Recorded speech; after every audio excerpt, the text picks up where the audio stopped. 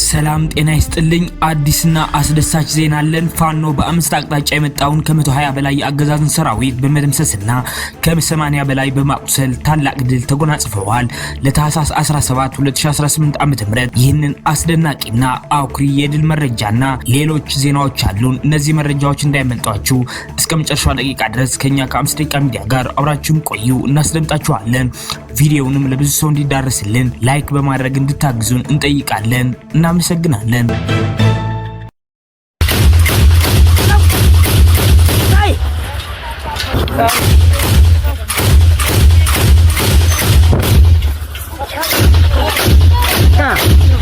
ይበቃል። ሰበር ዜና። ጤና ይስጥልን ውድ የአምስት ደቂቃ ሚዲያ ተከታታዮች፣ የዕለቱ አዳዲስ የፋኖ ትግሎችና አንኳር ነጥቦች በዚች በ5 ደቂቃ ጊዜ ውስጥ አጠር አድርገን ልናቀርብላችሁ መጥተናል። በቅድሚያ አርዕስተ ዜናዎች እናስደምጣችሁ። ባለሀብቱ አቶ ወርቁ አይተነው አስቸኳይ ምላሽ ሰጥተዋል። ተጨማሪ ያለን ታደምጡታላችሁ። በወቅታዊ የፋኖ ጉዳዮች ዙሪያ አርበኛ ምሬ ወዳጁ የሰጠው መግለጫ አለ፣ እናስደምጣችኋለን።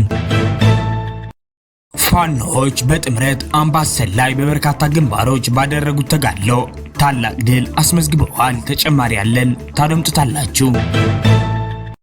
ፋኖ በአምስት አቅጣጫ የመጣውን ከ120 በላይ የአገዛዙን ሰራዊት በመደምሰስና ከ80 በላይ በማቁሰል ታላቅ ድል ተጎናጽፈዋል። ተጨማሪ ዝርዝር መረጃ አለን፣ በሶስተኛው ዜናችን እናስደምጣችኋለን። አብራችሁን ቆዩ። የአማራ ህዝባዊ ትግሉን የምትደግፉ ውድ አድማጭ ተመልካቾቻችን ቪዲዮውን ላይክ፣ ቻናሉን ሰብስክራይብ እንዲሁም በኮሜንት ድል ለአማራ ጀግኖች እያላችሁ ለህዝብ ብለው ጫካ ለገቡ አርበኞች እንድታበረታቱ ዘንድ በአክብሮት እንጠይቃለን። እናመሰግናለን። በቀጥታ ወደ መረጃዎች አለፍኩኝ። እስከ መጨረሻው ድረስ ከኛ ጋር ቆዩ። በትናንትናው ምሽት በደብረ ብርሃን መጠለያ ጣቢያ ለሚገኙ ወገኖቻችን በቲክቶክ በሚደረግ የድጋፍ ማሰባሰቢያ ፕሮግራም ላይ 15 ሚሊዮን ብር ለመለገስ ቃል የገባው ወርቁ አይተነው ምላሽ ሰጥተዋል። 15 ሚሊዮን ብር ለመለገስ ቃል የገባው ሲሆን ድጋፉን በአግማስ ኢትዮጵያ ለመስጠት ወስኜ ነበር። ነገር ግን በአግማስ ኢትዮጵያ የበጎ አድራጎት ድርጅት በኩል የወጣ መግለጫ ተመለከትኩና ለፖለቲካ እንጂ ለእርዳታ አይደለም የለገሰው አንቀበልም በማለታቸው እያዘንኩ ቃል የገባሁትን 15 ሚሊዮን ብር ለታቀደውና ቃል ለገባሁት ዓላማ በደብረ ብርሃን መጠለያ ጣቢያ ለሚገኙ ወገኖች ድጋፉን በሌላ በኩል የማደርስ መሆኑን አሳውቃለሁ።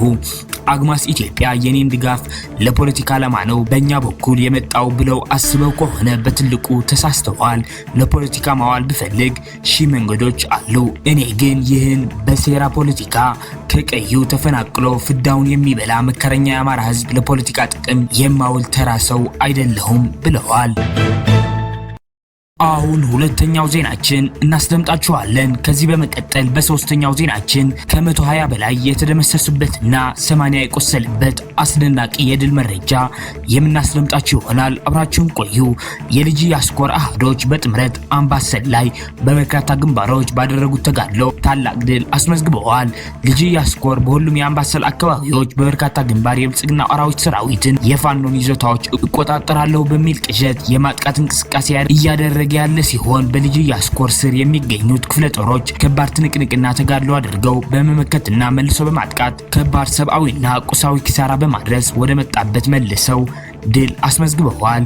ሚኒሊክ እዝ ልጅ ያስኮር 23ኛ ክፍለ ጦር ከጊሸን ወደ ደልባና ጅጎድን ለመንቀሳቀስና ለመቆጣጠር አስቦ የማጥቃት ውጊያ ቢከፍትም በመከላከል ብሎም መልሶ ማጥቃት በማድረግ ድባቅ መተው ወደ መጣበት እንዲመለስ አድርገውታል። በሌላኛው ግንባር መነሻውን ከውጫሌ ከተማና ከማርያ ያደረገ ጠላት ያለ የሌለ ኃይሉን ተጠቅሞ ወደ ድብል በምድር በመካናይዝድ ታንክና መድፍ ታግዞ በሰማይ በአየር ኃይል ድሮን ታግዞ ማጥቃት ቢያደርግም በ24ኛ ክፍለ ጦር ድብል ላይ እየተመታ ይገኛል። ተጨማሪ መረጃ ሲደርሰን የምናስደምጣችሁ ይሆናል። ወደ ሶስተኛው ዜናችን እናሳልፋችሁ።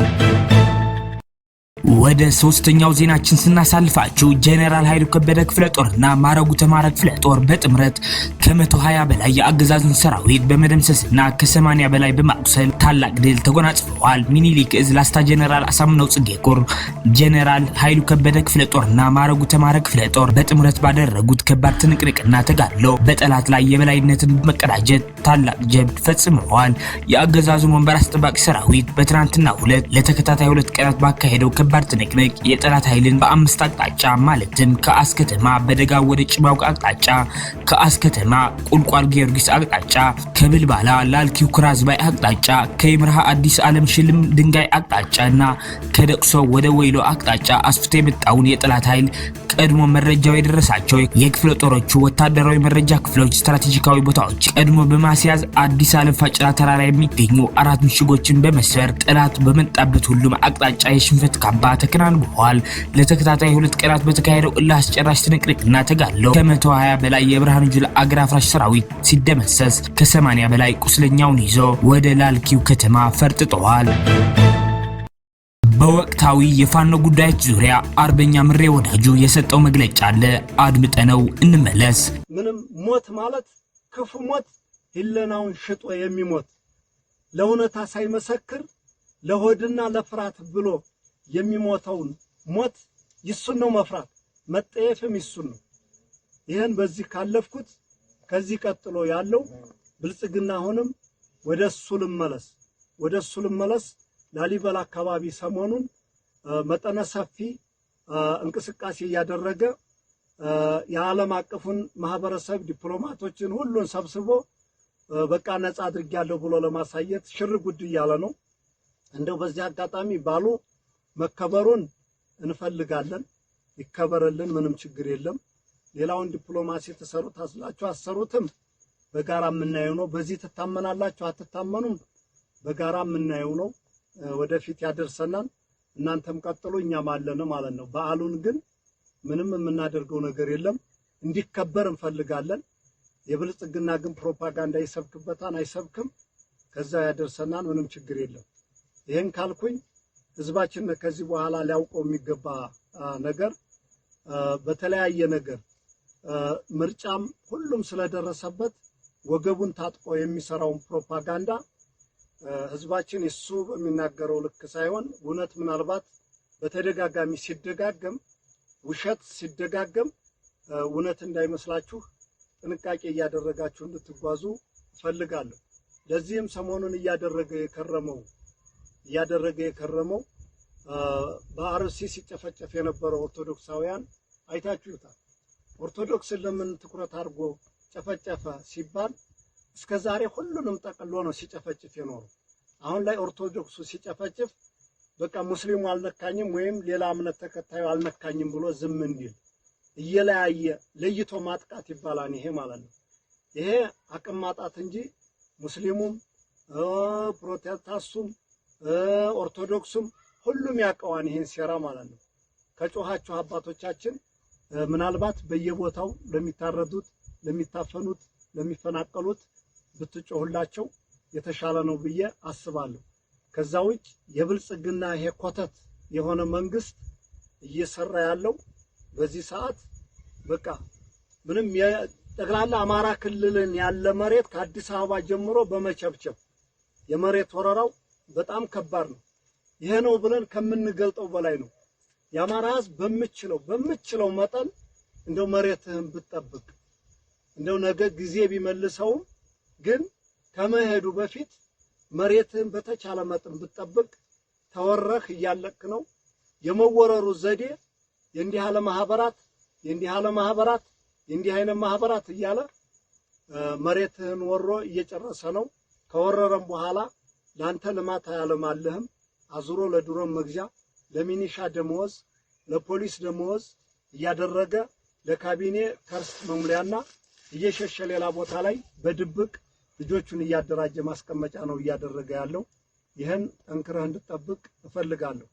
ከዚህ ውጭ ህዝባችን ከዚህ በኋላ ደግሞ መከራህን አይተህ የሰበሰብከውን ሰብልህን በገበያ እየደፋህ ነገ ሰርግ ይመጣል ጠር ነው እንደተለመደው ትብብራችሁንም ብታደርጉ ጥሩ ነው ብለን እናስባለን።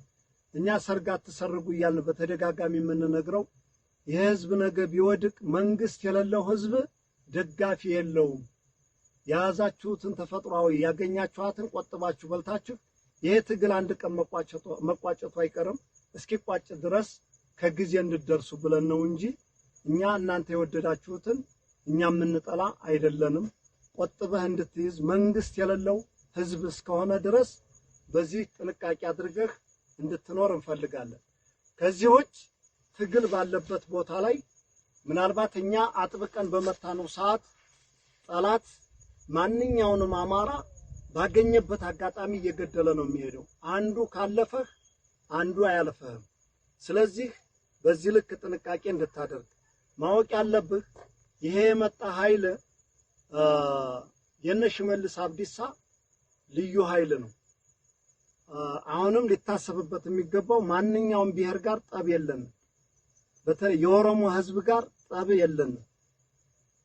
የለንም። ስርዓቱ ጋር ግን ኦሮሞ ይሁን አፋር ይሁን ሀዲያ ይሁን ማንም ይሁን ሶማሌ ይሁን ስርዓቱ ጋር የብልጽግና ስርዓት ጋር በቃ ለኛም ከይራ ሐሳቢ አይደለም፣ እኛም ከይራ አናስብም። ከዚህ ውጭ አገር ወዳድ ኢትዮጵያውያን ጋር አብረን ማንኛውም ኃይል ጋር እንደምንታገል በቃ ግልጽ ነው አቋማችን ማለት ነው። ስለዚህ የሽመልስ አብዲሳ ልዩ ኃይል ሬንጀር ለብሶ ሚሊተሪ ለብሶ እየጨፈጨፈ ያለው እሱ እንደሆነ በትክክል ልታውቅልን ይገባል። ከአንዳንድ ቦታ ላይ መከላከያ የሚመስል ሊኖረው ይችላል። ከአንዳንድ ቦታ ላይ በአብዛኛው ግን የሽመልስ አብዲሳ የኦሮሚያ ልዩ ኃይል መጥቶ የተቀላቀለ መሆኑን ህዝባችን እንድታውቅልን። ለዚህም የአማራ ልዩ ኃይልን ሌላውን የአፋር ሌሎች ሲያፈርስ ይሱ በልበ ሙሉነት 50 ምናምን ዙሪያ ያሰለጠነው ኃይል ግጥም ብሎ እንዳለ ነው። ነገ መክቶ ያቆማን አያቆምም ሌላ ጉዳይ ነው። ይሄን ግን አስቀምጠው ብልት የሚቆርጠው ጦት የሚቆርጠው ሰብአዊ ጥቃት የሚፈጽመው ያ ኃይል እንደሆነ ይሄን ህዝባችን ሊያውቅልና ይገባል። ከዚህ ውጭ